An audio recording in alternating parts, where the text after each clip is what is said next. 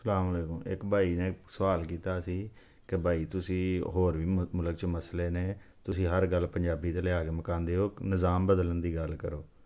ਯਾਰ ਤੁਸੀਂ ਭੋਲੇ ਲੋਕ, ਤੁਹਾਨੂੰ ਪਤਾ ਹੀ ਨਹੀਂ ਨਿਜ਼ਾਮ ਦੀ ਤਾਰੀਫ ਕੀ ਹੈ। ਨਿਜ਼ਾਮ ਦੀ ਤਾਰੀਫ ਮੈਨੂੰ ਕਰਕੇ ਵਿਖਾਓ। ਮੈਂ ਜਵਾਬ 'ਚ ਇਹ ਲਿਖਿਆ ਸੀ, ਮੈਂ ਕਿਹਾ ਇੰਗਲਿਸ਼ ਨਿਜ਼ਾਮ ਤਲੀਮ, ਇੰਗਲਿਸ਼ ਕਾਨੂੰਨੀ ਨਿਜ਼ਾਮ, ਇੰਗਲਿਸ਼ ਬਿਊਰੋਕਰੇਸੀ, ਇੰਗਲਿਸ਼ ਫੌਜ ਦੇ ਮੁਤਾਬਕ ਤਰਬੀਅਤ ਉਹੀ ਹੋ ਰਹੀ ਹੈ ਜੋ ਬ੍ਰਿਟਿਸ਼ ਫੌਜ ਦੀ ਹੋ ਰਹੀ ਸੀ। ਇੰਗਲਿਸ਼ ਆਏ ਨੇ, ਇੰਗਲਿਸ਼ ਤਰਜ਼ ਦੀ ਪਾਰਲੀਮੈਂਟ ਹੈ, ਇਹਨਾਂ ਸਭ ਦਾ ਨਾਂ ਨਿਜ਼ਾਮ ਹੈ। ਹੁਣ ਤੁਸੀਂ ਮੈਨੂੰ ਕੋਈ ਵੀ ਪਾਕਿਸਤਾਨ ਦੇ ਵਿੱਚੋਂ ਜਿਹੜੇ ਬੰਦੇ ਆਉਂਦੇ ਨਾ, ਮੈਂ ਪੰਜਾਬੀ ਦੀ ਗੱਲ ਕਿਉਂ ਕਰਨਾ, ਮੈਨੂੰ ਇੱਕ ਨਿਜ਼ਾਮ ਦੀ ਤਾਰੀਫ ਕਰ ਦਿਓ। ਤੁਸੀਂ ਜੋ ਲਫ਼ਜ਼ ਬੋਲਦੇ ਹੋ ਤੁਹਾਨੂੰ ਉਹਨਾਂ ਦਾ ਮਤਲਬ ਨਹੀਂ ਪਤਾ ਹੁੰਦਾ।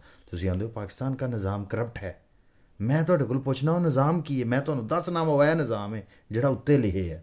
अच्छा, निज़ाम तलीम हर चीज़ की बुनियाद होंगी है जी। एक बंदा कह रहा है भाई इंसाफ की भी बात करें, इंसाफ नहीं है मुल्क में। इंसाफ का तलक इलम नाले निज़ाम तलीम नाले किमें? नबी करीम सल्लल्लाहु अलैहि वसल्लम ने 13 साल मक्के दे विच कोई अदालतां ला लईयां सन, या कोई फौज बना ली सी, कोई ब्यूरोक्रेसी बना ली सी, कोई पूरा मुल्क चलाया सी? नहीं। 13 साल निज़ाम तलीम बदलिया सी सहाबा दा, तलीम और तरबीयत कीती सी उन्हां दी। 13 साल बाद मदीने जाके आप वसल्लम ने जो एक लोग तैयार हो गए एक निज़ाम तलीम के तहत, वो केड़ा निज़ाम तलीम सी? इस्लामी निज़ाम तलीम, अल्लाह की वही की बुनियाद पर बनाया गया तरबीयत का निज़ाम। उदों फिर अदालतां भी इंसाफ करन लग गई मक्के दे विच, ओ मदीने च। मक्के दे विच सारा निज़ाम ही उल्ट सी।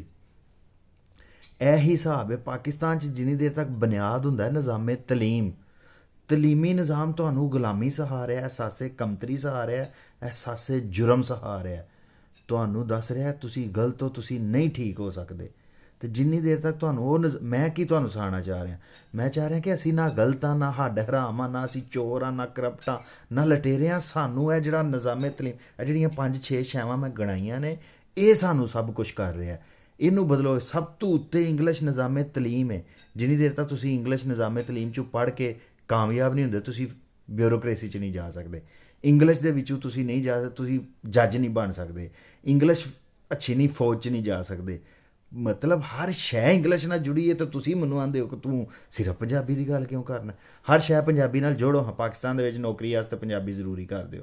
ਪਾਕਿਸਤਾਨ ਵਾਸਤੇ ਇੱਜ਼ਤ ਉਹਦੀ ਹੋਏਗੀ ਜਿਹੜਾ ਪੰਜਾਬੀ ਬੋਲਿਆ। ਪੰਜਾਬ 'ਚ, ਪੂਰੇ ਪਾਕਿਸਤਾਨ 'ਚ ਸਿੰਧੀ, ਬਲੋਚੀ, ਪਸ਼ਤੋ ਬੋਲੋ ਆਪਣੇ ਆਪਣੇ ਸੂਬਿਆਂ 'ਚ।